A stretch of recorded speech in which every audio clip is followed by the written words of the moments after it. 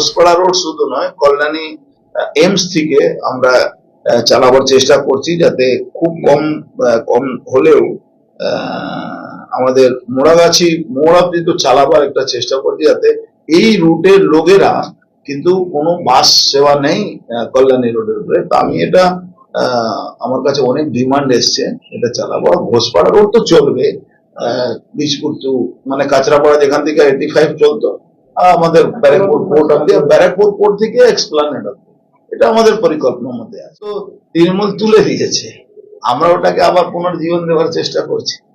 ওটাও চলবে এবং সরকারিও চলবে। ওটাও আমি মালিকদের সঙ্গে কথা বলেছি যে আপনারা বাসটা চালান, আপনাদের আর ট্যাক্স দিতে হবে না।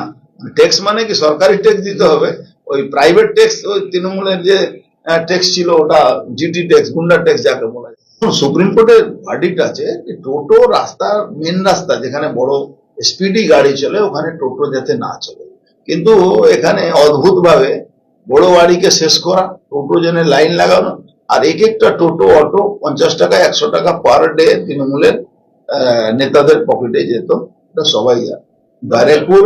ব্যারাকপুর থেকে যে ওদের ঘাটি ছিল, মানে বুঝতে পারবেন ওখানে কত রোজগার ছিল।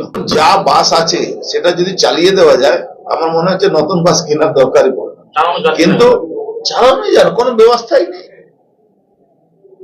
পার্মানেন্ট ক্যাজুয়াল, আবার এজেন্সিটা কার? কার্তিক ব্যানার্জি এজেন্সি থেকে লোক নিতে হবে। 18,000 টাকা আমার ধরুন সরকার ঠিক করেছে 18,000 টাকা মাইনা দেবে কন্ট্রাকচুয়ালকে। এবার যে এজেন্সি আছে সে 22,000 টাকা নিচ্ছে, 18,000 কে কাজ দিচ্ছে না, 22,000 টাকা যারা কাজ নিয়ে নিচ্ছে। তো মানে অত বড় দুর্নীতি কি হতে পারে?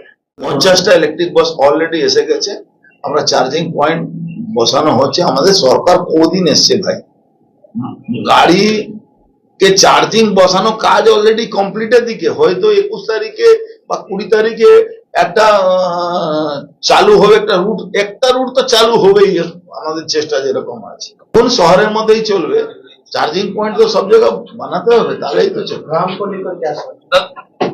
কলকাতায় ঐতিহ্য তো ফেরানো দরকার আছে, কিন্তু ওই পুরনো আমলে পুরনো ওই রাস্তা পুরনো ওই সিস্টেমে না করে এটা বিদেশি নতুন টেকনোলজি যদি আমরা ভারতবর্ষে, আমাদের তো মোদিজি লোকাল ফর ভোকালের কথা বলেন, তো সেই হিসাবে আমরা ওই টেকনোলজি মানে একটা করে যাতে এখানেও স্পিডে চলে, মানুষ যাতে উপকৃত হয়, রাস্তা যানজট না হয়, সেই ব্যবস্থা আমরা আমাদের সার্ভে চলছে। আমরা